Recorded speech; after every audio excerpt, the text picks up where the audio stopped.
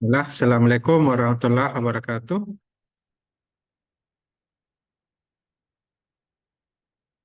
Ya, kuliah kita lanjutkan. Alhamdulillah, Alhamdulillah. Sekarang perkuliahan ketiga. Jadi bisa dibuka filenya di Classroom, tugas kelas. Nah, itu ada muncul video perkuliahan. Ini tempat upload upload kuliah kita. Ini sekarang juga ini sebentar saya rekam. Ada absen di kelas A. Silakan absen kelas A yang perkuliahan ketiga. Jadi tinggal klik saja absennya, tulis nama dan NPM di komentar. Ada komentarnya? Nggak bisa ditulis itu. Nama dan NPM. Nah, mudah ya, cara absennya mudah. Ada evaluasi pembelajaran, ada tugas. Sekarang tugas 3 dari perkuliahan kedua ya, dan materi kedua. Tugas 1 ini sama dengan tugas 2. Nah, tugas 3 ini kalau diklik akan muncul tugasnya. Nah, isi email, nama, NPM, kelas, kemudian dijawab. Teknik lalu lintas, 4 karakter pengendara, dan juga pengembangan karakter ya, pendidikan karakter.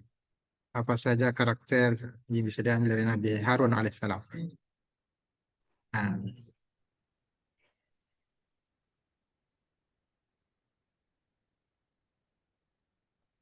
kalau kita turun lagi setelah tugas ada materi. Dan di materi ini ada materi karakter, ada rekayasa lalu lintas. Nah, sekarang kita masuk materi kedua.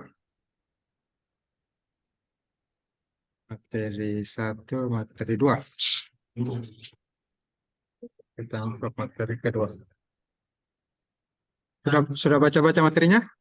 Beneran sudah baca? Belum? Jadi materinya bisa dibaca sebelum kuliah. Sudah ada. Ya?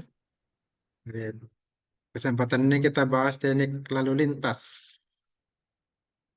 Jadi di sini akan dibahas pengertian teknik lalu lintas, karakter pengendara. Mana karakter kendaraan dan lalu lintas. Kecepatan ya karakternya. Hubungan volume, kecepatan, dan kepadatan. Teori makroskopis dan mikroskopis. Nah, sudah pernah dengar ini, belum? Nah, materinya tinggal dibaca. Sebaiknya dibaca dulu supaya kuliah bisa ada diskusi, toh. Ada diskusi. Pembagian jalan, status dan fungsi jalan, cara pengumpulan data lalu lintas, nah, jadi bisa praktek ya mengambil data volume lalu lintas, kecepatan, kepadatan, juga kapasitas dan tingkat pelayanan jalan. Di sini ada banyak pembahasan nih, hanya sekali. Bisa dibaca-baca.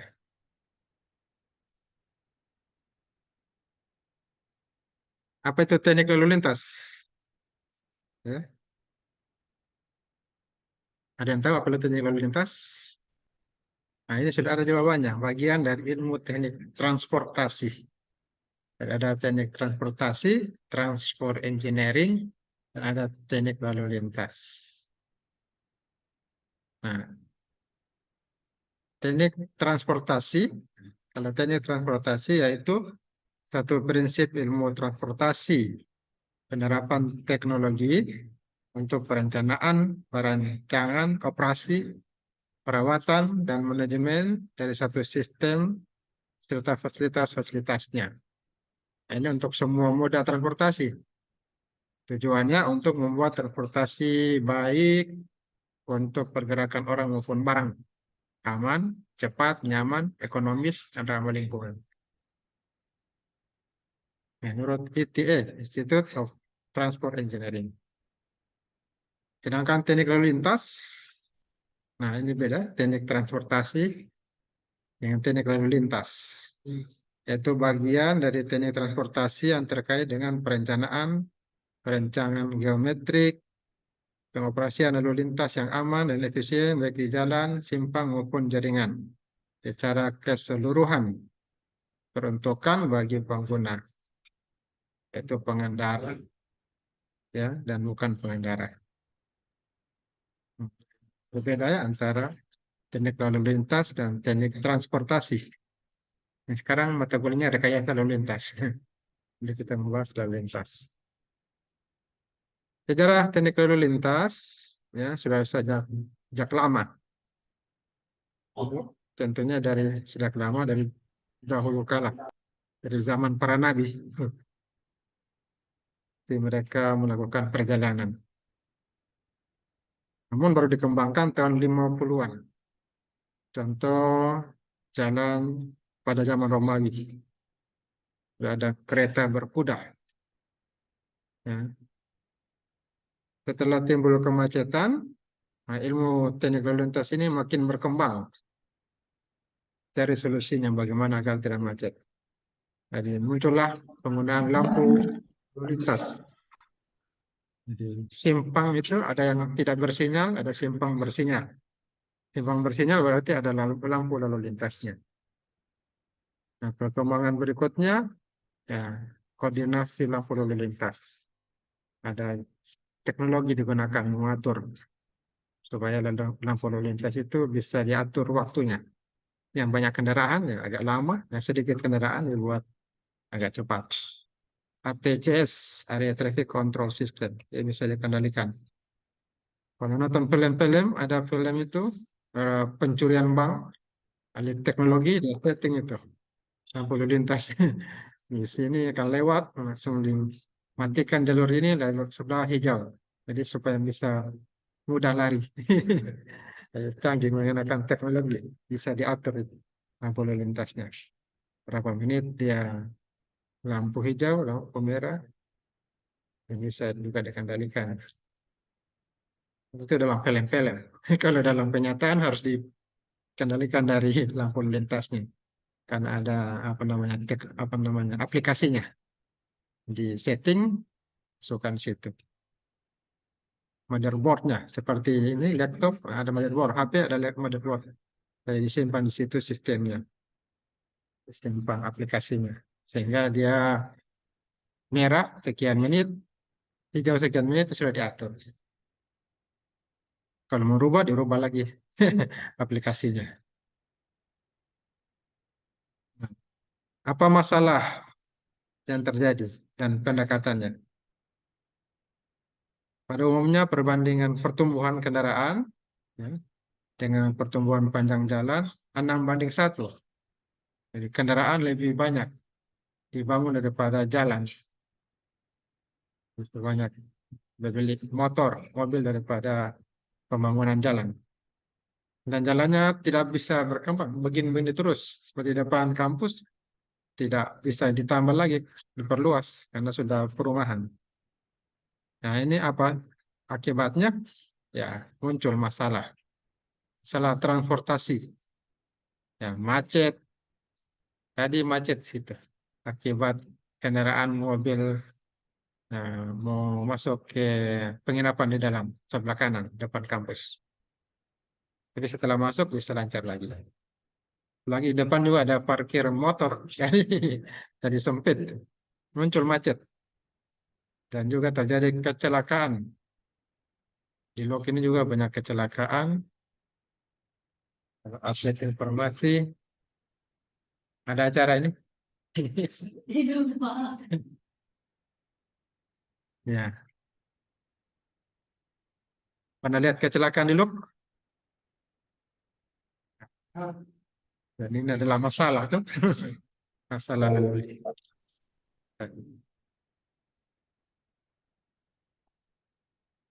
Dua pendekatan mengurangi permasalahan. Ada construction approach, yaitu membangun jalan, memperlebar jalan. Atau kedua, restrictive approach, tanpa membangun jalan dan memperlebar jalan. Jadi ini manajemen perjalanan dan manajemen lalu lintas. Bagaimana pengaturan lalu lintas. Nah, perlu dicari solusi atas masalah. Nah, sekarang kita masuk karakter pengendara. Nah, di sini berhasil operasi sistem transportasi itu tergantung pada hubungan antara pengguna jalan, yang kedua karakteristik kendaraan, kendaraan juga punya kelas-kelas ya, alat pengontrol lalu lintas, dan kondisi jalan dan lingkungan. Nah, pengguna jalan kayak kita yang bawa. Apa karakteristik pengguna jalan? Nah, ini bagaimana cara mengemudi. Nah, ini pengamatan pengendara.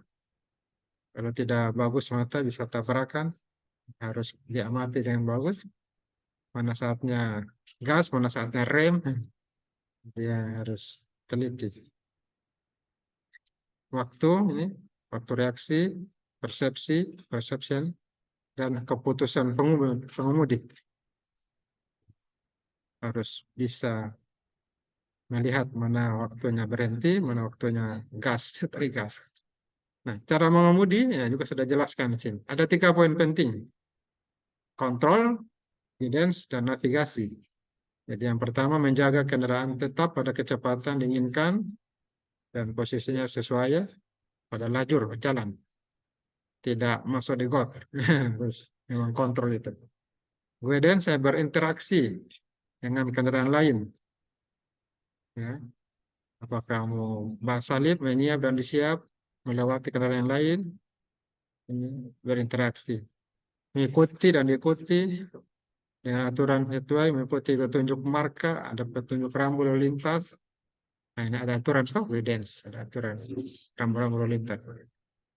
Mana tidak boleh berhenti, ada aturan belok kanan, belok kiri, stop, seterusnya.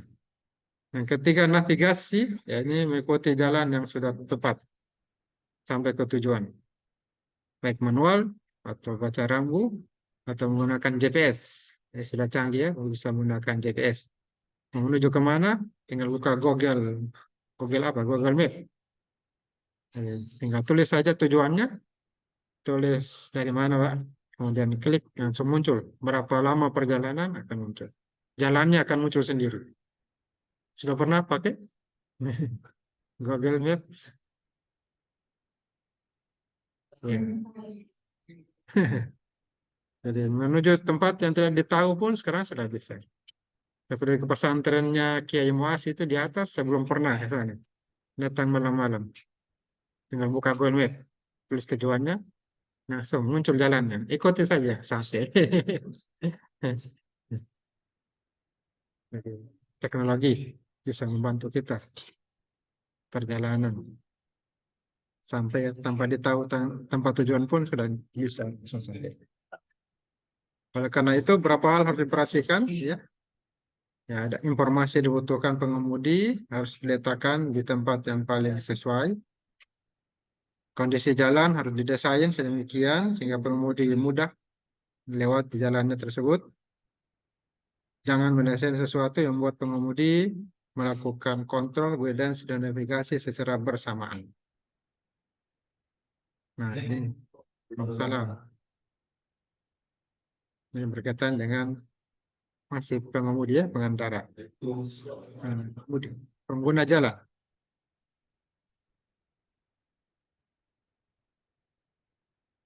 Yang kedua, pengamatan kendaraan. Yang pertama, karakteristik pengguna jalan itu cara mengemudi. Sudah. Yang kedua, pengamatan pengendaraan. Ada 4 ya.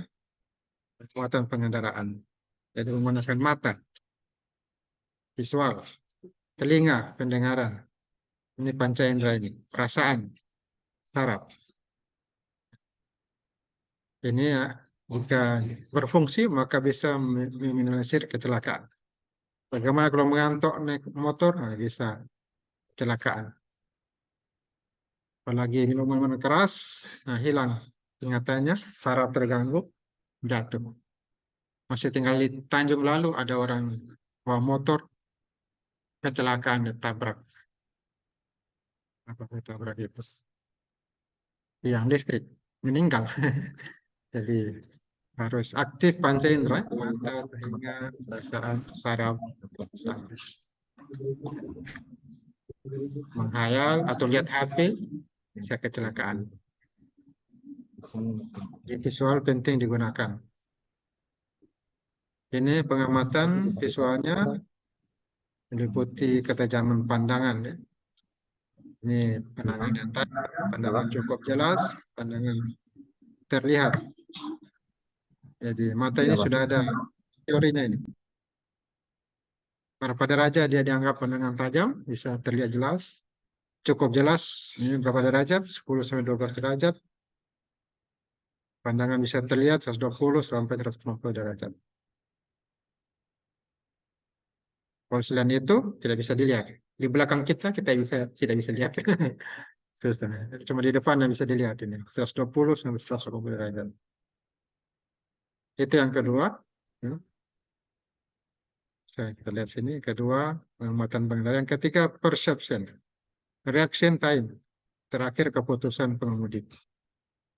Yang ketiga, yaitu waktu dibutuhkan pengemudi melakukan perception, intellection atau identification, emotion atau decision, volition atau reaction. Nah, bahasa Inggris memang. Apa itu yang dimaksudkan? Ini sering disebut dengan PF, PEV, PAIF. Nah, bahasa Indonesia PF. Pakai bahasa Indonesia PAIF, bahasa Indonesia PF. PIEV, PF. Nah, proses ini termasuk waktu untuk kendaraan bergerak sesuai yang diinginkan. Misalnya kendaraan berhenti atau pindah lajur. Nah, apa itu yang pertama? Perception, ya sudah dijelaskan sini. Perception itu tanggapan memahami. Proses mengenai suatu rangsangan yang diterima melalui mata, telinga maupun indera yang lain yang memerlukan penelaahan di otak. Waktu dibutuhkan untuk proses ini disebut waktu tanggapan. Perception time. Jadi kemampuan ya, otak ini menganalisa oleh mata atau telinga atau panca indera yang lain. Jadi waktu dibutuhkan untuk proses itu, ya ini disebut perception time. Apa itu intellection? Pengenalan. Ya, pengenalan. Itu proses pemikiran yang diterima otak. Ya, disebut proses pengenalan. Intellection proses. Ketiga, emotion atau decision, emosi atau keputusan. Jadi, keputusan itu untuk respon yang tepat terhadap suatu rangsangan. Emosi mempengaruhi proses pengambilan keputusan setelah melalui perception dan intellection. Ini istilah bahasa Inggris ya. Atau tanggapan memahami, emosi dipengaruhi oleh usia dan jenis kelamin. Jadi berbeda itu laki-laki dan perempuan. Maksudnya kalau kita bawa kendaraan, kalau perempuan yang bawa hati-hati, ya, tidak ada pikir-pikir ke perempuan itu. Jadi tengah jalan soalnya. Kalau belum ditegur tetap. Sudah berapa kali itu kalau ketemu dengan perempuan hati-hati, kita harus hati-hati. Karena tidak melihat itu. Wah, spion kanan belok kiri, spion kiri malah belok kanan. Bagaimana di sini tidak? Ada juga.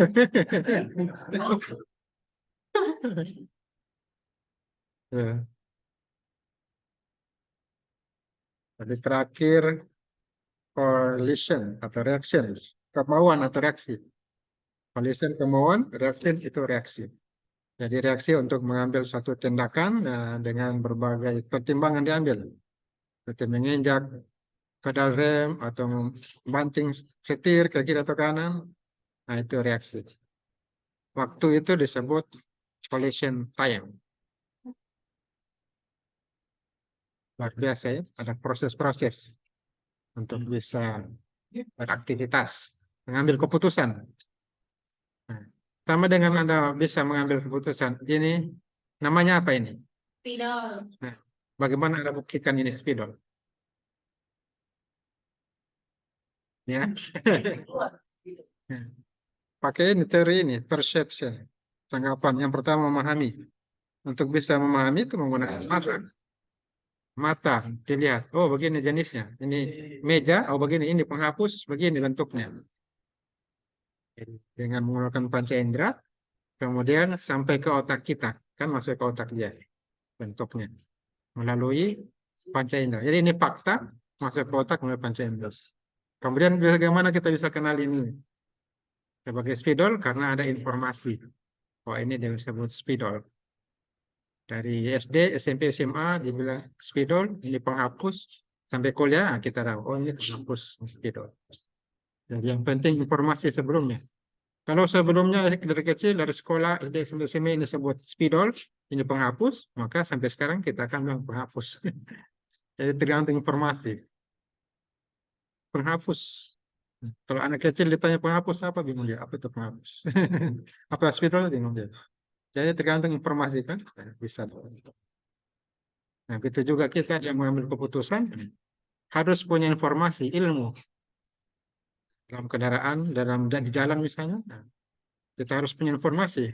Kalau kita berbenturan, berarti memang terjadi, ya, kalau bukan motor yang rusak, kita luka. Harus ada informasi itu. Kalau tidak informasi itu, ya ada kendaraan berhenti, ya tabrak. Karena dia tidak anggap akan terjadi.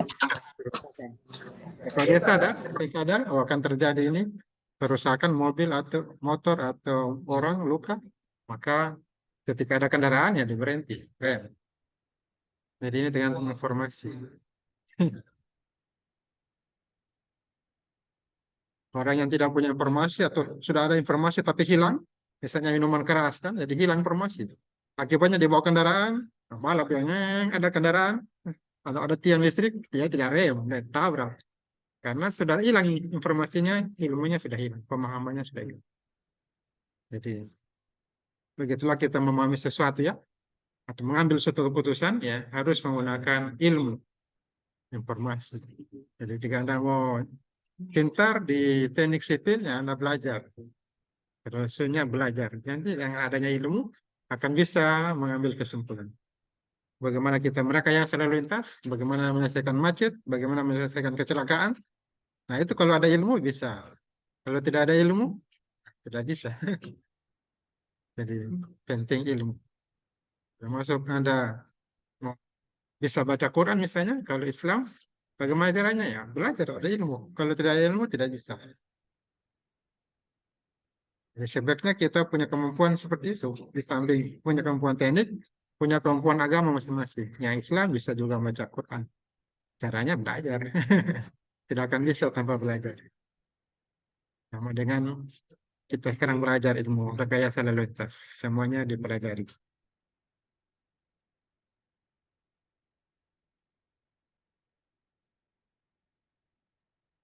Nah, ini dijelaskan lagi, umumnya dibutuhkan waktu 1,5 sampai 2,5 detik ini. Meskipun demikian, nilai tersebut tidak tetap ya. Tergantung tahap kesulitan untuk berpikirnya. Ada yang cepat, fast responnya, ada yang lambat juga responnya. Ini ada contoh PIES. Perception, Intellection, Emotion, Volition.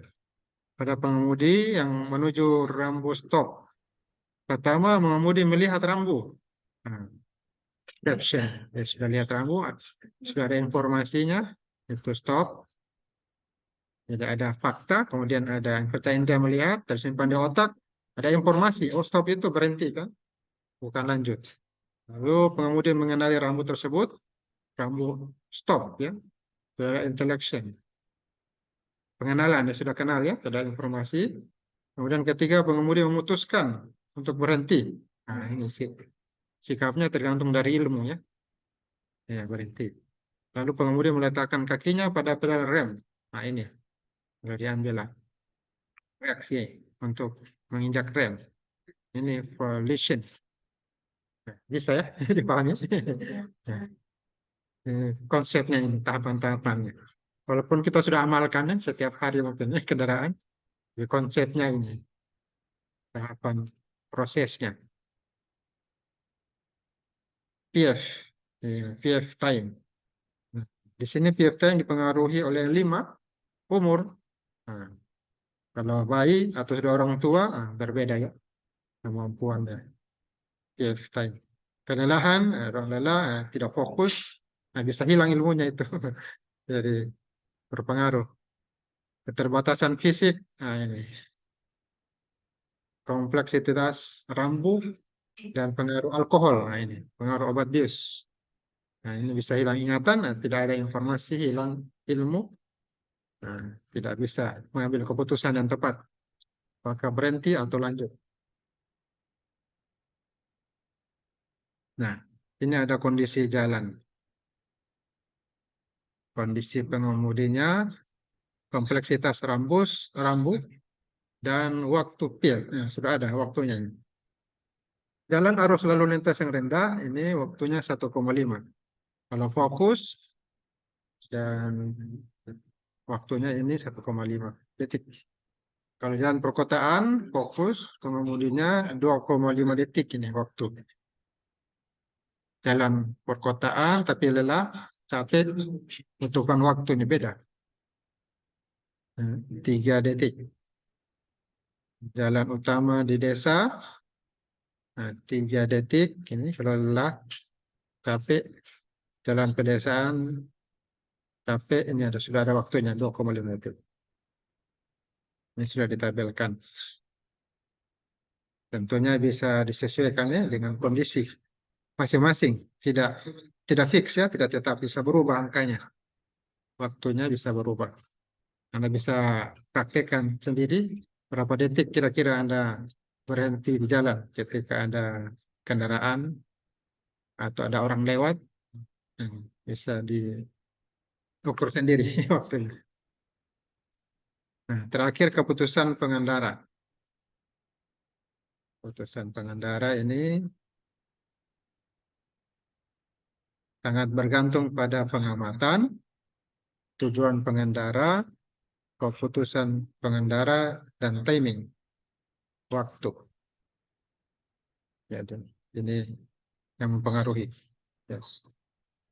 Untuk prakteknya masing-masing bisa melihat ketika dia berkendara. Bagaimana faktor pengamatannya, tujuannya, keputusan, dan waktu. Nah, materi berikutnya ini masih ada. Banyak materinya ini. Karakteristik pejalan kaki.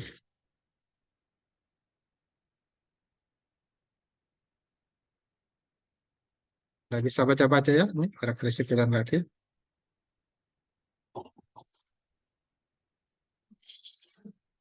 Pada karakteristik kendaraan, silakan dibaca saja. Sudah ada materinya.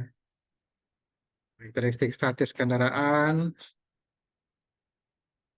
bagaimana desain kendaraan, ada standar dari ASTO, standar SNI, ya, sudah ada. Nah, ini kemarin dibahas ya, radius putar, kalau tidak salah ini dibahas sebelumnya. Karakteristik kendaraan. Ini materinya. Karakteristik kinematik kendaraan. Dan karakteristik dinamis kendaraan.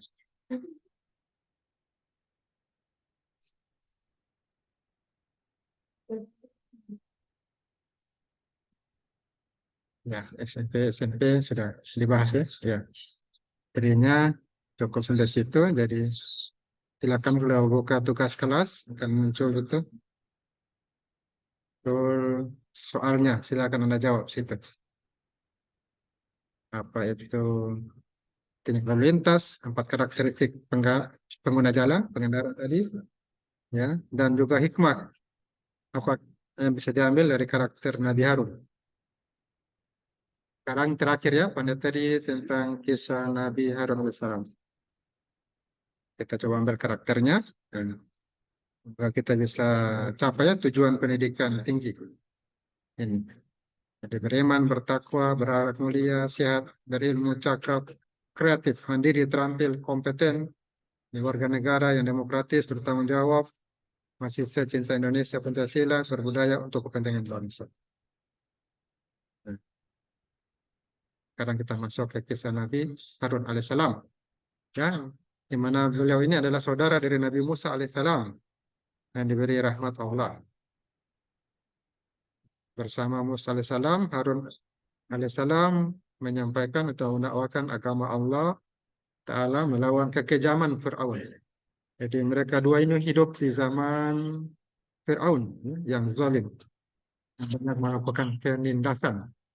Anak baru lahir disuruh dibunuh. Jadi Nabi Harun alaihissalam sangat fasih, pintar bicara, dan punya pendirian yang tangguh, orangnya istiqomah. Kalau A, ya A, B, ya B. Itulah orang istiqomah. Dan Nabi Musa alaihissalam berdoa, Ya Allah, saudaraku Harun lebih fasih daripada aku, maka utuslah dia bersamaku. Doa Nabi Musa dikabulkan oleh Allah, dan Nabi Harun alaihissalam membantu berdakwah kepada Fir'aun, Haman, dan Korun. Nah, ini berdakwahnya kepada Fir'aun. Fir'aun ini penguasa. Haman, Korun ini pengusaha. Jadi yang melakukan kekejaman itu ya, penguasa dengan pengusaha. Ini satu paket ini. Seperti mata koin itu uang, dua sisi mata uang itu satu paket. Penguasa dengan pengusaha. Jadi penguasa membutuhkan dana besar supaya tetap berkuasa. Dia butuhkan pengusaha. Dan pengusaha membutuhkan penguasa agar bisa berbisnis dengan bebas tanpa hambatan. Butuhkan dukungan penguasa. Itu terlepas halal haramnya. Ya, kalau rusak maka halal haram hantam. Ini yang menyebabkan masalah di masyarakat, penguasanya dan pengusahanya. Maka inilah yang kemudian diutus dua nabi untuk menyelesaikan masalah itu. Masalah kezuliman yang terjadi di zaman Fir'aun. Nabi Harun alaihissalam, Nabi Musa alaihissalam dalam menyampaikan kitab Taurat, mengajak kaumnya beriman pada Allah Ta'ala. Solusi atas masalah itu kembali pada Tuhan. Nah, Nabi Harun alaihissalam berkata pada Fir'aun, kami adalah utusan Allah, Rabb semesta alam. Lepaskanlah Bani Israel dan jangan siksa mereka. Mereka menyampaikan kepada raja yang zalim supaya tidak melakukan kezaliman, tidak melakukan pembunuhan terhadap bayi yang baru lahir dan kezaliman yang lain. Nah, raja zalim ini punya penyihir. Bukannya dia menerima seruan nasihat para nabi, malah dia menitahkan penyihirnya supaya ya, menyihir tali menjadi ular-ular kecil yang menyerang dua nabi tersebut. Dan Allah Ta'ala perintahkan Nabi Musa untuk melemparkan tongkatnya. Ketika itu tongkatnya berubah menjadi ular yang besar. Dan semua ular-ular itu kecil ditelan. Habis. Apa yang terjadi ini membuat sesuatu yang menakjubkan bagi para penyihir. Akhirnya semua tukang sihir ini semuanya takjub dan heran. Mereka katakan ini bukan sihir, ini mukjizat. Kami beriman kepada Tuhannya Musa dan Harun. Jadi mereka beriman pada Tuhannya Nabi Musa dan Harun. Nah, akibatnya Firaun ini berbeda sikapnya, dia tidak beriman. Lalu dia murka, dia perintahkan supaya penyihir-penyihir yang beriman itu disiksa. Itulah yang terjadi. Di zaman itu siapa yang uh, beriman ya disiksa. Penguasanya tidak beriman, ya penguasanya menyiksa. Itu yang terjadi di zaman Nabi Musa dan Harun, bawakan Raja Fir'aun. Tetapi dengan izin Allah Ta'ala, dakwah Nabi Harun alaihissalam dan Nabi Musa alaihissalam ini diterima oleh sebagian kaumnya. Kemudian Allah Ta'ala menenggelamkan Fir'aun dan pengikutnya ke dalam laut. Nah, ini terkenalnya sampai sekarang. Sudah ada muminya Fir'aun, ada disimpan di museum dan bisa dilihat. Menunjukkan kisah Fir'aun itu memang nyata. Apa hikmah yang bisa kita ambil? Ya, Tentunya mahasiswa ketika berbicara itu harus jelas ya, seperti Nabi Harun. Dan fasih, jelas dan fasih. Misalkan kalau bicara jelas dan fasih. Kemudian selalu berbicara yang baik dan berani menyampaikan kebenaran. Jadi, tidak berbicara yang kotor, tidak berbicara yang menghina-hina, tapi berbicara yang baik, memperbaiki. Kalau kritikan yang memperbaiki, konstruktif, artinya ada solusi. Katakan ini salah, solusinya begini benar. Bukan yang benar dikatakan salah. Silakan yang benar. Tapi yang salah dikatakan salah, kemudian diberikan solusinya. Nah, itu bicara yang baik. Dan mahasiswa menjaga saudaranya, lalu melakukan kebaikan bersama-sama. Itu bisa kita lihat Nabi Musa dan Harun, mereka bersama-sama saling menjaga, tidak bermusuhan, tidak berkelahi, sesama saudara, kakak adik. Demikian pelajaran bisa kita ambil kisah Nabi Harun alaihissalam. Hendaklah seorang dari kalian sempurna imannya sampai ia mencintai untuk saudaranya sesuatu yang cintai untuk dirinya sendiri. Ini hadis Nabi. Jadi demikian kuliah kita hari ini. Ada yang menambahkan atau bertanya?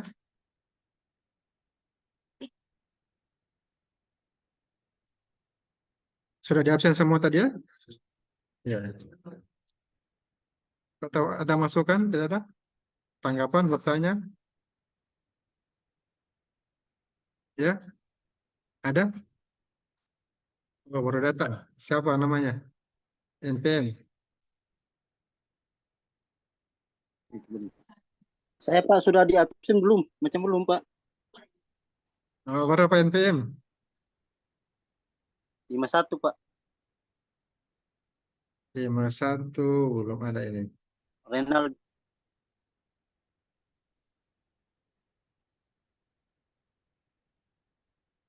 Katan 22 ya? Iya Pak.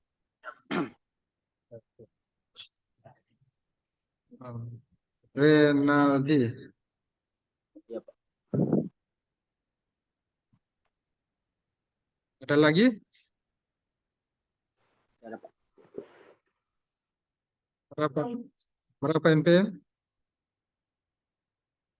49. Oh, belum ada juga ini. Oh, 8 ada. 49.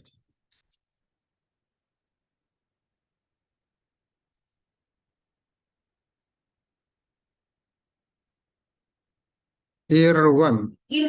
Pak Irfan. Irfan, siapa lagi? Ahmad Rizali Sanudin. Pak Irwan, Irfan saya namanya. A atau K? K. K.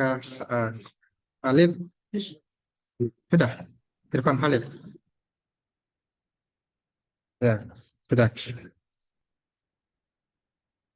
Sudah habis. Ahmad Rizali Sanudin. NPM 4. Belum ada ya. Itu lalu ada juga. Kantong 22 juga. Apa tadi namanya? Ahmad Rinaldi. Oh, Rizaldi. Rizaldi siapa? Tanre. Ya, kemarin juga hadir. Ya. Yang kedua hadir. Ya. Habis? Ya, kalau sudah kita akhiri dulu ya kuliah kita. Sampai ketemu lagi hari Selasa depan. Saya kurang lebih mohon maaf. Akhirnya saya akhiri dengan mengucapkan alhamdulillah. Alhamdulillah. Ya Rabbil Alamin.